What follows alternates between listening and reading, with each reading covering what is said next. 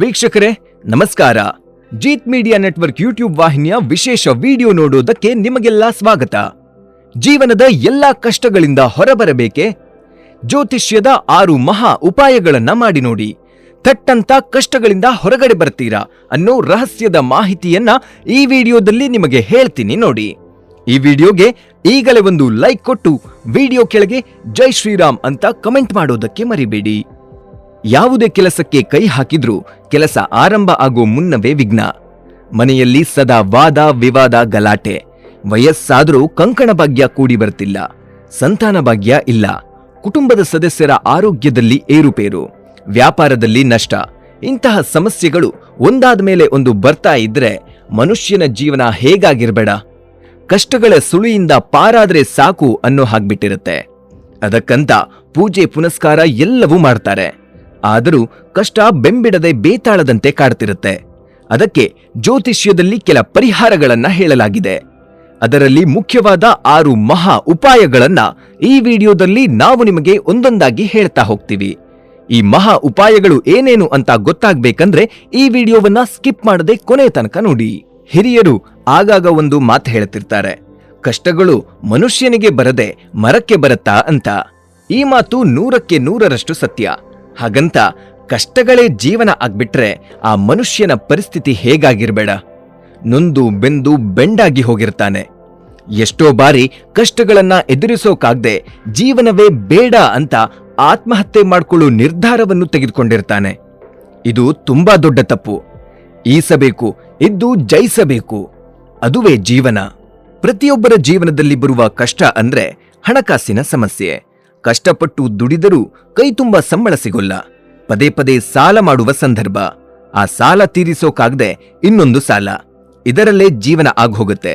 ಹೋಗ್ಲಿ, ಯಾವುದಾದ್ರೂ ಚಿಕ್ಕ ಪುಟ್ಟ ವ್ಯಾಪಾರ ಮಾಡೋಣ ಅಂದ್ರೂ ಅದು ಆರಂಭ ಆಗೋ ಮುನ್ನವೇ 100 ವಿಘ್ನ.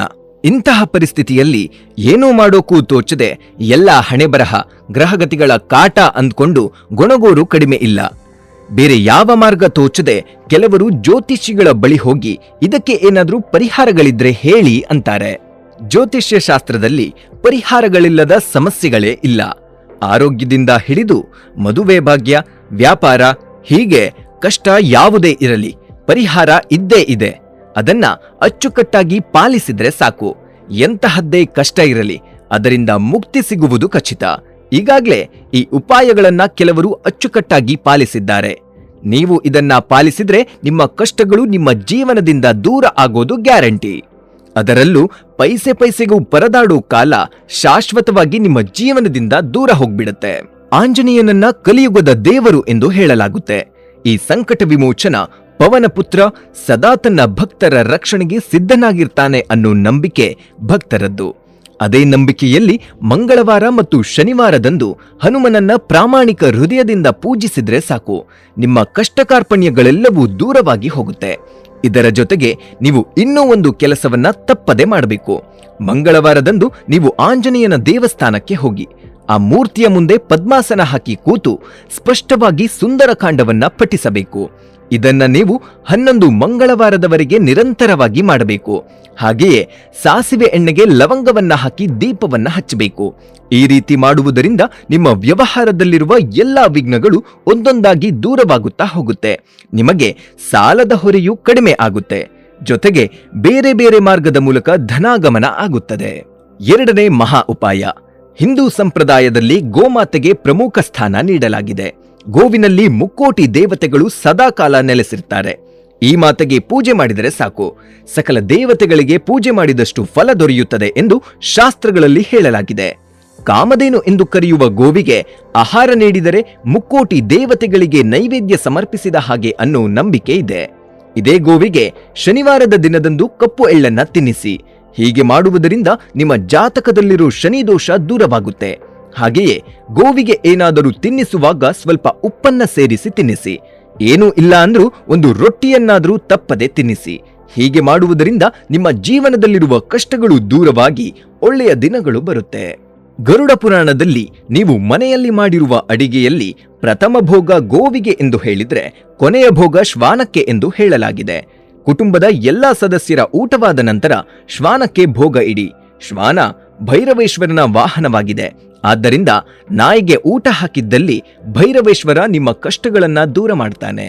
ಹಾಗೆಯೇ ಶಾಸ್ತ್ರಗಳಲ್ಲಿ ಹೇಳಿರುವ ಹಾಗೆ ದೇವರ ಮನೆಯಲ್ಲಿರುವ ಮೂರ್ತಿ, ಫೋಟೋಗಳನ್ನ ಪ್ರತಿದಿನ ತಾಜಾ ಹೂವುಗಳಿಂದ ತಪ್ಪದೆ ಅಲಂಕರಿಸಬೇಕು. ಹೀಗೆ ಮಾಡುವುದರಿಂದ ಮನೆಯಲ್ಲಿರುವ ದೇವರು ಮತ್ತು ದೇವತೆಗಳು ಸಂತಸಗೊಂಡು ಅದೃಷ್ಟ ಒಲಿಯುವಂತೆ ಮಾಡ್ತಾರೆ ಅನ್ನೋ ನಂಬಿಕೆ ಇದೆ. ಹಾಗೆಯೇ ನಿಮ್ಮ ಮನೆಯ ಸುತ್ತಮುತ್ತ ಕಪ್ಪು ಇರುವೆಗಳೇನಾದರೂ ಇದ್ದದ್ದು ಕಂಡು ಬಂದಲ್ಲಿ ಪ್ರತಿದಿನ ಅವುಗಳಿಗೆ ಸಕ್ಕರೆಯನ್ನ ಹಾಕಿ. ಇದನ್ನ ಮಾಡುವುದರಿಂದ ನಿಮ್ಮ ಪಾಪ ಕಾರ್ಯಗಳು ನಾಶವಾಗಿ ದೇವರ ಅನುಗ್ರಹ ನಿಮ್ಮ ಮೇಲಿರುವಂತೆ ಮಾಡುತ್ತೆ. ಹಿಂದೂ ಧರ್ಮದಲ್ಲಿ ಶಂಖಕ್ಕೆ ಮಹತ್ತರವಾದ ಸ್ಥಾನವಿದೆ. ಪೂಜೆ, ಯಜ್ಞಯಾಗಾದಿಗಳಲ್ಲಿ ಶಂಖವನ್ನ ತಪ್ಪದೆ ಬಳಸಲಾಗುತ್ತೆ. ಇದೇ ಶಂಖ ಮಹಾವಿಷ್ಣುವಿನ ಹಸ್ತದ ಆಭರಣ ಕೂಡ. ಶಂಖವಿರುವಲ್ಲೆಲ್ಲ ಮಹಾವಿಷ್ಣು ಇದ್ದಾನೆ ಎನ್ನುವ ನಂಬಿಕೆ ಭಕ್ತರದ್ದಾಗಿದೆ. ಹಾಗಾಗಿ ವಿಷ್ಣುವಿನ ಪೂಜೆ ಮಾಡುವಾಗ ಶಂಖದ ಬಳಕೆ ಮಾಡದೆ ಪೂಜೆಯನ್ನೇ ಮಾಡುವುದಿಲ್ಲ. ಇನ್ನು ಶಂಖವನ್ನ ಊದಿದಾಗ ಬರುವ ಓಂಕಾರದ ಸದ್ದು ನಮ್ಮ ಸುತ್ತಮುತ್ತ ಒಂದು ರೀತಿಯ ಧನಾತ್ಮಕ ಶಕ್ತಿ ಹುಟ್ಟು ಹಾಕುವಂತೆ ಮಾಡುತ್ತೆ. ಪುರಾಣದ ಪ್ರಕಾರ ಶಂಖದ ಮಧ್ಯಭಾಗದಲ್ಲಿ ವರುಣ, ಹಿಂಭಾಗದಲ್ಲಿ ಬ್ರಹ್ಮ, ಮುಂಭಾಗದಲ್ಲಿ ಗಂಗಾ ಮತ್ತು ಸರಸ್ವತಿ ಇದ್ದಾರೆ ಅನ್ನೋ ನಂಬಿಕೆ ಇದೆ. ಆದ್ದರಿಂದ ಇದನ್ನು ಮನೆಯಲ್ಲಿಟ್ಟು ಪೂಜೆ ಮಾಡಿದರೆ ನೀವು ಈ ದೇವತೆಗಳ ಕೃಪೆಗೆ ಒಳಗಾಗಿ ನಿಮ್ಮ ಕಷ್ಟಗಳಿಂದ ಬಿಡುಗಡೆ ಪಡೆಯುವಿರಿ. ಇನ್ನು ಪ್ರತಿದಿನ ಬೆಳಿಗ್ಗೆ ಎದ್ದ ಕೂಡಲೇ ನಿಮ್ಮ 2 ಅಂಗೈಗಳನ್ನ ಕೆಲವು ನಿಮಿಷಗಳ ಕಾಲ ನೋಡಿ. ಅದಕ್ಕೂ ಮುನ್ನ ಕಣ್ಣು ಬಿಡುವ ಮುನ್ನ 3 ಬಾರಿ ಪರಸ್ಪರ ಅಂಗೈಗಳನ್ನ ತೀಡಿ. ಹೀಗೆ ಮಾಡುವುದರಿಂದ ಲಕ್ಷ್ಮಿ, ಸರಸ್ವತಿ ಹಾಗೂ ವಿಷ್ಣುವಿನ ಕೃಪೆಗೆ ಪಾತ್ರರಾಗುತ್ತೀರಿ. ಅಂಗೈಯಲ್ಲಿ ಈ 3 ದೇವತೆಗಳು ನೆಲೆಸಿರ್ತಾರೆ ಎಂದು ಜ್ಯೋತಿಷ್ಶಾಸ್ತ್ರದಲ್ಲಿ ಹೇಳಲಾಗಿದೆ. ಆದ್ದರಿಂದ ಬೆಳಿಗ್ಗೆ ಎದ್ದ ಕೂಡಲೇ ಈ 3ವರನ್ನ ನೆನೆಸಿಕೊಂಡು ನಿಮ್ಮ ದಿನವನ್ನ ಆರಂಭಿಸಿ. ಆಗ ನೋಡಿ ಯಶಸ್ಸು ಹೇಗೆ ನಿಮ್ಮ ಕೈ ಹಿಡಿಯುತ್ತೆ ಅಂತ. ಆರೋಗ್ಯದ ವಿಚಾರದತ್ತ ಬಂದರೆ ಕೆಲವರು ಪದೇ ಪದೇ ಅನಾರೋಗ್ಯದಿಂದ ಬಳಲ್ತಾ ಇರ್ತಾರೆ. ಎಷ್ಟೇ ಚಿಕಿತ್ಸೆ ಕೊಡಿಸಿದರೂ ಗುಣಮುಖರಾಗುವ ಲಕ್ಷಣವೇ ಕಾಣಿಸ್ತಿರೋಲ್ಲ.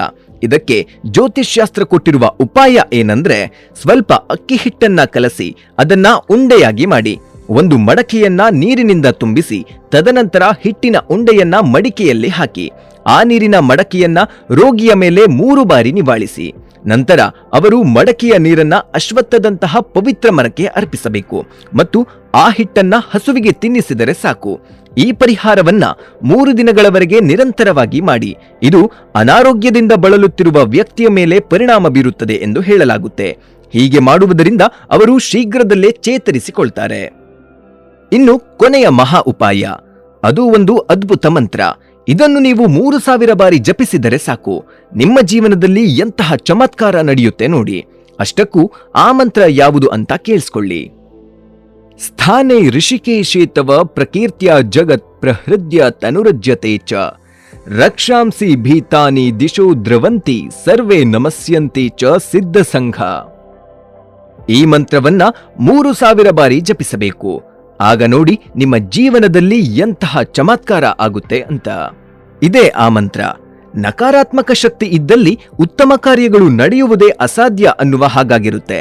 ಆಗ ವ್ಯಕ್ತಿಯ ಶಕ್ತಿ ಕುಗ್ಗಿ ಎಲ್ಲ ಕೆಲಸ ಕಾರ್ಯಗಳಲ್ಲಿ ಆಸಕ್ತಿ ಕಳೆದುಕೊಳ್ತಾ ಹೋಗ್ತಾನೆ.